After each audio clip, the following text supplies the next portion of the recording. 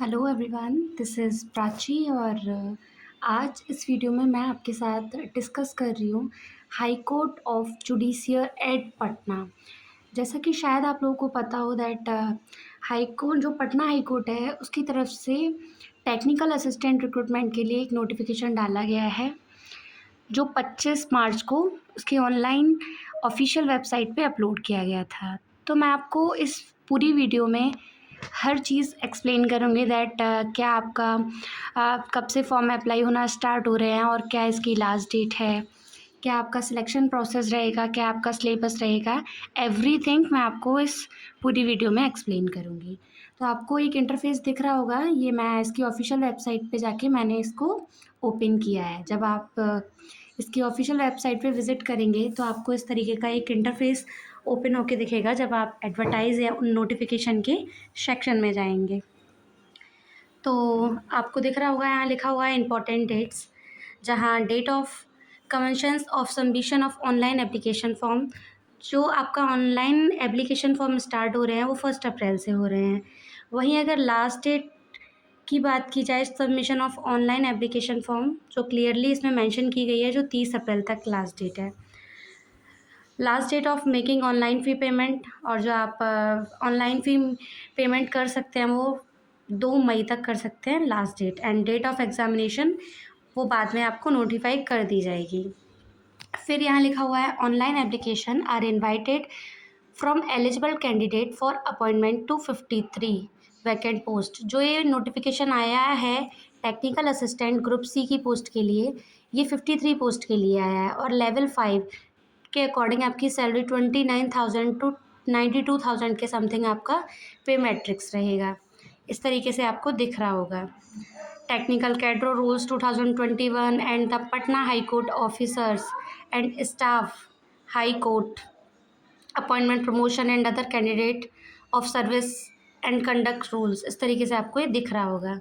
फिर आपको यहाँ दिख रही होंगी number of post according to the जो कैटेगरी वाइज डिवाइड कर रखी हैं। जैसा कि आप देख रहे हैं स्क्रीन पे लिखा हुआ है अनरिजर्व कैटेगरी के लिए जो नंबर ऑफ पोस्ट है वो 24 है, जिसमें से horizontally reserve post for women 8 post को वुमेंस के लिए रिजर्व कर रखा है। नेक्स्ट आपका है शेड्यूल कास्ट के लिए, जहाँ नंबर ऑफ पोस्ट 8 हैं और जिनमें से 3 पोस्ट वुमेंस के लिए रिजर्व हैं। नेक्स्ट आपका शेड्यूल ट्राइब्स, जिसमें नंबर ऑफ पोस्ट 1 है and here is no reserve post for the women because यहाँ एक ही पोस्ट है एसटी के लिए। फिर आपका एक्सट्रीमली बैकवर्ड क्लासेस के लिए 9 पोस्ट हैं, जहाँ 3 पोस्ट वुमेंस के लिए रिजर्व हैं। एंड आपका फिर बैकवर्ड क्लासेस बीसी के लिए 6 पोस्ट, जहाँ 2 पोस्ट वुमेंस के लिए रिजर्व हैं। फिर आपका ईडब्ल्यूएस इकोनॉमिकल वीकर सेक्शन के लिए 5 पोस्ट, जिसमें से 1 पोस्ट आपके लिए स्क्रीन पे वुमेंस के लिए रिजर्व दिख रही होगी। इस तरीके से 17 पोस्ट हैं जो वुमेंस के लिए रिजर्व हैं फ्रॉम 53 पोस्टों में से। 53 पोस्ट जो हैं टोटल पोस्ट हैं, जिनमें से 17 पोस्ट वुमेंस के लिए रिजर्व की गई हैं। फिर आपको दिख रहा होगा लिखा हुआ है यहाँ out of total 53 post of technical assistant 2 post shall be horizontal reserve under 4% horizontal reservation for locomotor disabled candidate as classified in resolution. इसमें बताया गया है जो 53 पोस्ट में से टेक्निकल असिस्टेंट की 2 पोस्ट हैं शैल be horizontal reserve under 4% horizontal reservation for locomotor disabled बच्चे। इसमें से 4% के रिजर्वेशन के अकॉर्डिंग जो लोकोमोटर डिसेबल्ड बच्चे हैं जो अपना फिजिकली ठीक नहीं है उनके लिए रिजर्व की गई हैं।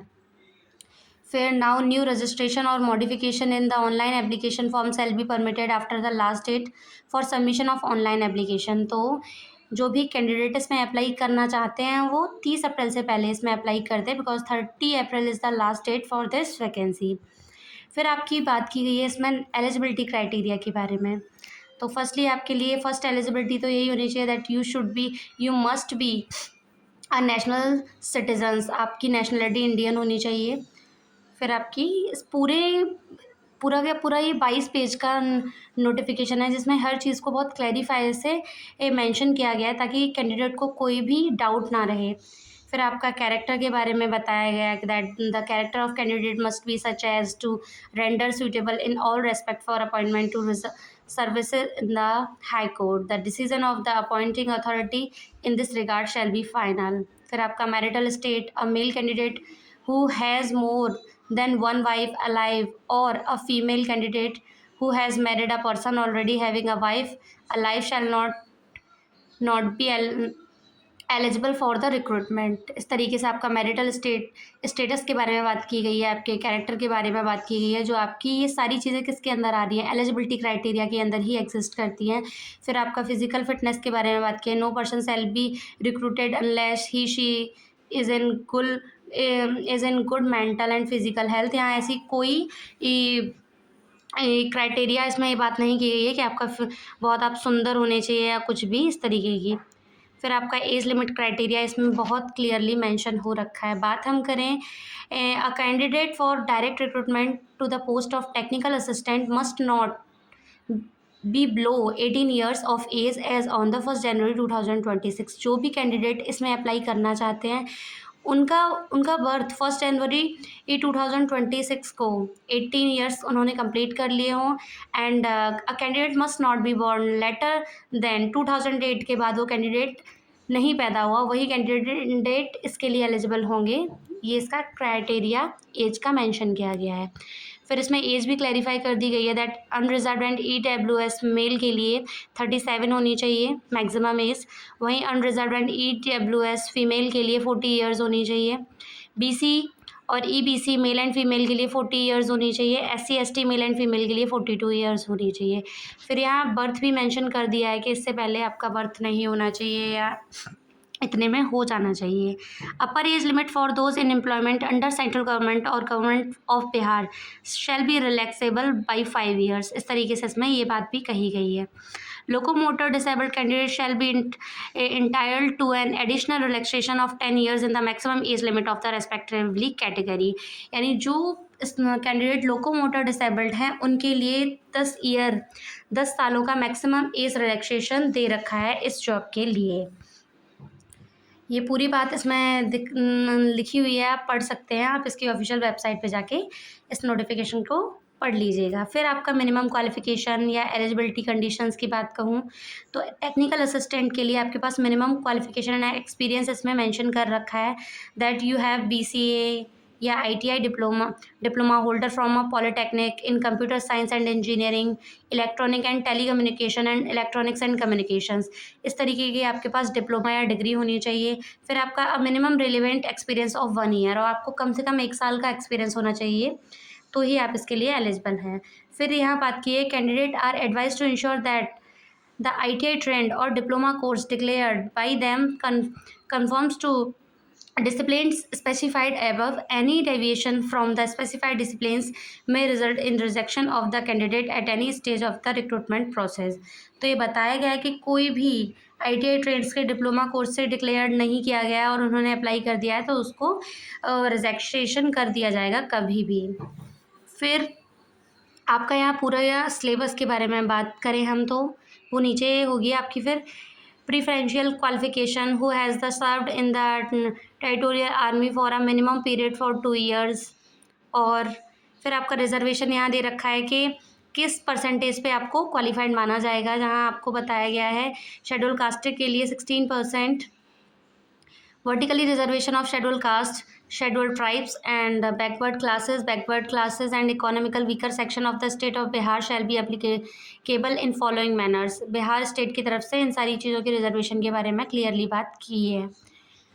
बहुत सारी बातें इसमें की गई हैं तो आप इसकी ऑफिशियल वेबसाइट पे जाके पढ़ लीजिएगा। मैं इसमें आपको बस जो मेन कॉन्सेप्ट हैं वो एक्सप्लेन कर रही हूँ। दैट मोड ऑफ सिलेक्शन की बात करें तो आपका एक रिटन टेस्ट होगा, फिर आपका एक स्किल टेस्ट होगा आफ्टर दैट इंटरव्यू, एंड फिर आपका हो जाएगा। If the number of applicants is on the higher side there shall be a screening preliminary test to shortlist that candidate the appearing at the written test. जो candidate screening test या pre test में qualified होंगे उनको written test के लिए shortlist किया जाएगा। The final merit list shall be prepared by taking into account the total marks secured by the candidate in written test। और जो फाइनल मेरिट लिस्ट प्रिपेयर की जाएगी वो किस बेसिस पे की जाएगी कि किस स्टूडेंट ने रिटन टेस्ट स्किल टेस्ट में अच्छी प्रोफिशिएंसी में नंबर्स गेन किए हैं उसके अकॉर्डिंग।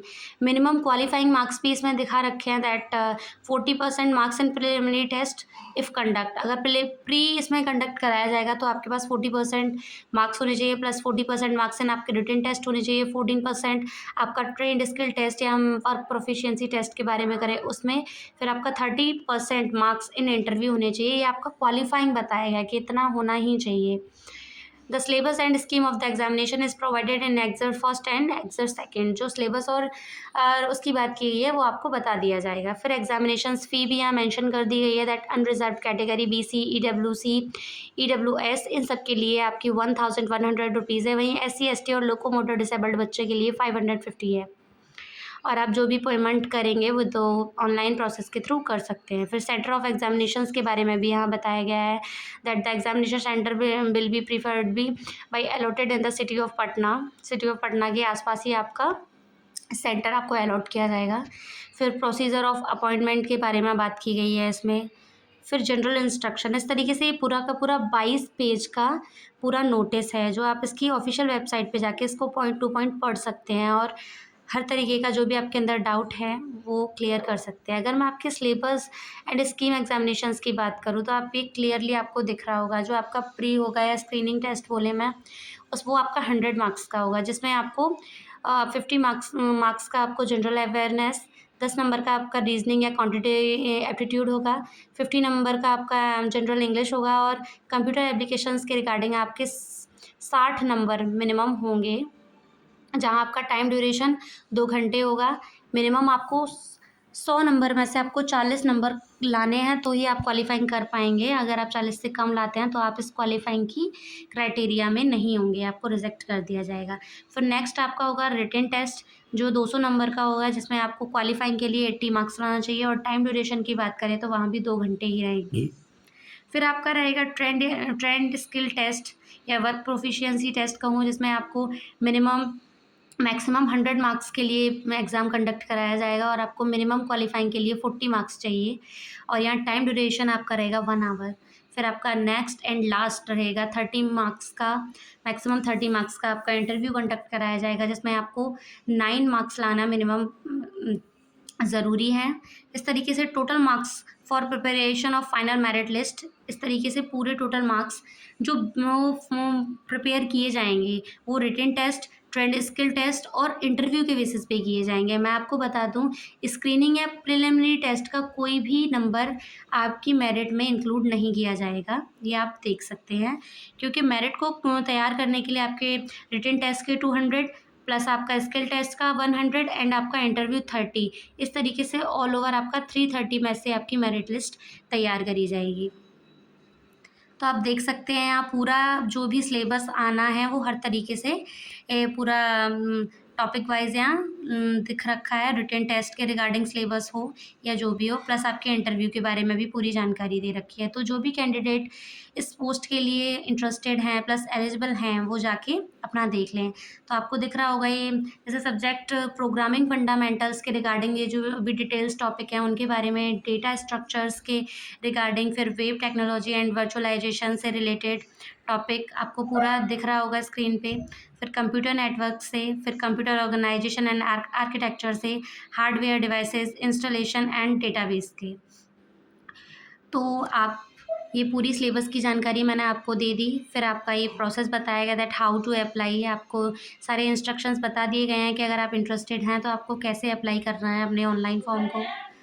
तो जो भी कैंडिडेट इस टेक्निकल असिस्टेंट पोस्ट के लिए इंटरेस्टेड हैं वो जाके इसके ऑफिशियल वेबसाइट पे अप्लाई कर दें और 30 अप्रैल से पहले वो जाके इस टेक्निकल असिस्टेंट पोस्ट के लिए अप्लाई कर दें। अगर आपको ये वीडियो पसंद आया हो और हेल्पफुल लगा हो देन प्लीज़ चैनल को सब्सक्राइब ज़रूर कीजिएगा एंड वीडियो को लाइक एंड शेयर ज़रूर करें। Thank you.